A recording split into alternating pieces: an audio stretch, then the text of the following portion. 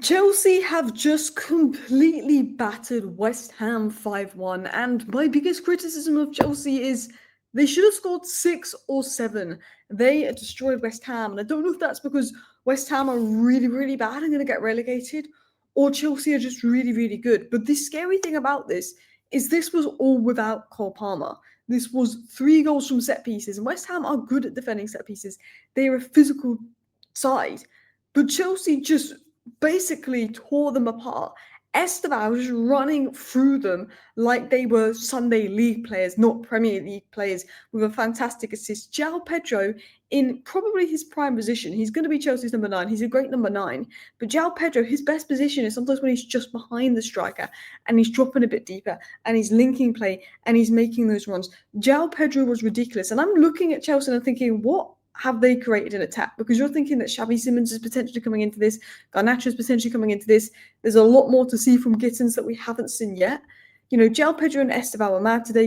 Not Cole Palmer. Pedro Neto's looking very good lately. And there's definitely questions over Sanchez and goal. There's definitely questions over centre-back with Cole out injured. But I have to say, Tossen's line-breaking passes was really good. But what are Chelsea creating an attack? Because their attack is crazily good. So yeah, by the way, I'm just going to say I am in a hotel, so I don't know how good the quality is going to come out. Hotel Wi-Fi is always a little bit, so I'm hoping the quality of this video comes out all right, but if it does dip, I do apologize. But I'm now going to get into my review and breakdown of the Chelsea game and all of my notes. I want to talk particularly about Joao Pedro and Estevao, but before we talk about that, I feel like we just got to talk about Mr. Caicedo.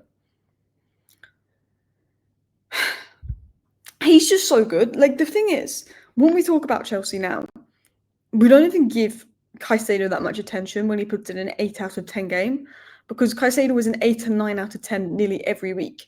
Caicedo is so good in nearly every game for Chelsea that him putting in a man of the match performance now goes under the radar. Dribble pass 0 times, was winning the midfield, was everywhere. The amount of ground Caicedo covers is crazy. I think he was like first in the Premier League last season for recoveries. He was right up there for distance covered, ground duels won. The amount of time he just wins back the ball, the amount of times he's cutting out passing lanes, the amount of work he does. West Ham, do you know where West Ham were cooked physically in midfield? West Ham could not cope with Chelsea physically in midfield, and Caicedo was basically the midfielder running the show there. You know, Esteva was coming in as a winger at times because Caicedo was practically 3 midfielders. He's got like 3 lungs. It was crazy.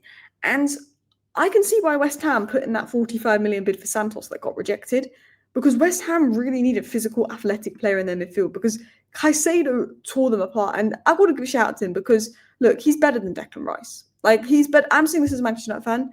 Declan Rice is a good player, but Caicedo is just a different level. Like, for me, Caicedo, he's unbelievable. He's good on the ball. He's good off the ball. He's fantastic. So yeah, this was the Chelsea lineup. I think Sanchez could have done better for the goal. I think Chalobah was good. I think Tosin was very good, actually. Some good line-breaking passes. Cucurella, he's just been class for like nearly 2 years now. Gusto, I thought he was all right. I felt that his underlaps and overlaps were good, but Reece James, as soon as he comes on and plays a brilliant pass, Reece James is just a different level of quality. Don't even think it was Enzo Fernandez's best game, but he brought that creativity, the late box runs. Joao Pedro was mint, Neto was mint, Estevao was fantastic, Caicedo was Caicedo, and Delap, I saw people giving Delap criticism online or saying Delap wasn't good. I thought Delap had a good game. Obviously, he came off early, he didn't get a goal, but Delap was dealing with 2 very physical centre-backs for West Ham, physical side, and he was pinning them well and doing well and actually opening up that space for Joao Pedro. And I actually felt that Delap's movement and ability to occupy the centre-backs and the little touches today actually brought out the best in Joao Pedro. I actually thought that worked well together. But yeah, we've got to talk about Joao Pedro. So he scored again today and he got 2 assists. And do you know what's mad is he's my vice-captain on FPL, and I was torn between captaining Saka or Joao Pedro, and I captained Saka, and I'm kind of annoyed about that. So Saka, as much as I want Leeds to do really well versus Arsenal and beat Arsenal, I also kind of want Saka to get some goals tomorrow. But I think if we involve the preseason games with Leverkusen and AC Milan, he will have 8 goal contributions in 7 games, Joao Pedro, which is insane. Stats, 6 goals, 2 assists for Chelsea if we're including the preseason. But it's like, I feel like, and I saw someone say this, Joao Pedro is everything Nicholas Jackson hoped he'd be. Because Nicholas Jackson, I sometimes think is a good footballer, but not a good striker. And that might be a weird way to explain it, but I actually felt that him and Palmer, particularly at the beginning of last season, had some good link up. And I actually think that Nicholas Jackson is being a little bit disrespected online because he got all these red cards, injured, and was a liability at the back end of the season. But the first half of last season, Nicholas Jackson was very good for Chelsea. You know, his link up play, his all round play, his combination play was good, but then he would get to the box and Nicholas Jackson just couldn't finish those easy chances in the box, or would be wasteful, or the decision making would lack. But technically, he was good. Whereas Joao Pedro has what Nicholas Jackson can bring and more. Like, he just seems to be more intelligent. He just seems to be a better finisher, and he is more adaptable because he can't just play striker, but he can play with the lap and be that number 10, which is probably his best role when he can drop deeper and facilitate play. You've got a phenomenal player in Joao Pedro there. He was thriving as a second striker, which is probably his best position. I thought him and Delap were just linking well. Like, Delap, you know, people say he didn't have a good game, people say he did a quiet game, but he was just holding off the centre-backs well. And there was, you know, the creativity of Joao Pedro, the combination play, obviously the two assists bringing out that creativity, but also just getting his goal. And I thought that Joao Pedro was excellent today. He's technically very good. His touches, his intelligence, the passes he plays, his movement is good, but he can dribble, he can do it all. But I have to say, Estevao was phenomenal today. You know, big call because he had to start because Palmer was injured in the warm-up. Big boots to fill, and the fact that Chelsea didn't even notice that Cole Palmer was missing tells you how good that Estevao performance was. Now, Estevao's a young kid. He's 18. He's not like a 21-year-old, 22-year-old young kid coming to Chelsea. Like, Neymar was like, 21 when he got his move to Barcelona? He's come up at 18 to a new league, different language, everything. Wow. 1 assist, 41 touches, 26 out of 32 accurate passes, 2 out of 3 dribbles completed, 1 key pass, 1 big chance created, 5 duels won, 3 tackles. Estevao was phenomenal. The way he got the ball, I must have ran around about 5 players to get that assist for Enzo Fernandez. I thought Delap also did well there with the little playoffs there. But he got the ball. He was just so fearless, driving at people. He was the attacking midfielder turned winger, running through West Ham, combining well. 2 out of 3 dribbles, 1 key pass, 1 big chance created, 5 duels won. His movement, his combination play, how easy it was. You can see Estevao as a baller. Look, Estevao's 18. He's incredibly young. He might have some bad games for Chelsea. There might be inconsistencies there. That is very normal. But for his age, the flicks, the dribblings, he has that Neymar bit about him. And what's mad about this is this kind of talent always goes to Real Madrid or Barcelona from Brazil. Always goes to Real Madrid or Barcelona. But he's gone to Chelsea. And I generally think in terms of ceiling, there's nobody out there really. There's not many players out there really with a high ceiling than Esteva. Of course, Lamine Yamal is the guy who's got the highest ceiling right now, no doubt about it. But I know someone that watches a lot of Palmeiras, is a Palmeiras fan, and he was saying to me when Endrick was getting all that hype and going to Real Madrid and no one was talking about Estevao, and Chelsea hadn't even signed Estevao at this point, he was telling me, everyone talks about Endrick right now, but Estevao's the one. He used to tell me, he kept telling me, Estevao is the one. Estevao is got the highest ceiling. He kept telling me, like, you haven't heard of him yet because of this whole Endrick. This was before Chelsea can sign Estevao. He was like, Estevao's the guy. And I see it. And I watched a bit of Estevao before Chelsea signed him, and I was like, yeah. Like, I think his ceiling is insane.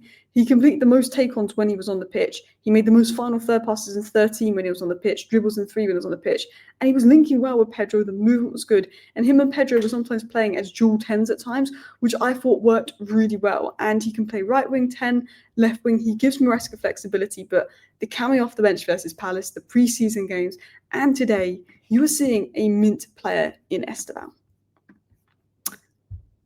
But I want to shout out some other players. Pedro Neto. How good has Pedro Neto looked recently? He's just gone up a level. I think, obviously when you think of Pedro Neto, you know that he's an unbelievable player when it comes to working hard. He works really hard. He gives 100%. You get that with Pedro Neto. But I just felt that when he gets the ball, he's coming increasingly more dangerous, taking on people, cause Wan-Bissaka problems. The final ball seems improved. He's getting goals, he's getting more assists, but he's taking on players, he's making things happen, he's winning back the ball high, he's direct. And we know that he's hard-working, but he's brought so much more. And this is the Pedro Neto that I saw at Wolves. And when Chelsea signed, I was like, no, I don't want him to go to Chelsea. I like this Pedro Neto. But we're seeing that today. I thought Tosin was really good. I think with Chelsea, they're looking to bring Xavi Simons and Garnacho in. They still probably need to look at that centre-back position. I just think, Hato's very young and probably come in as left-back cover for Cucurella, really.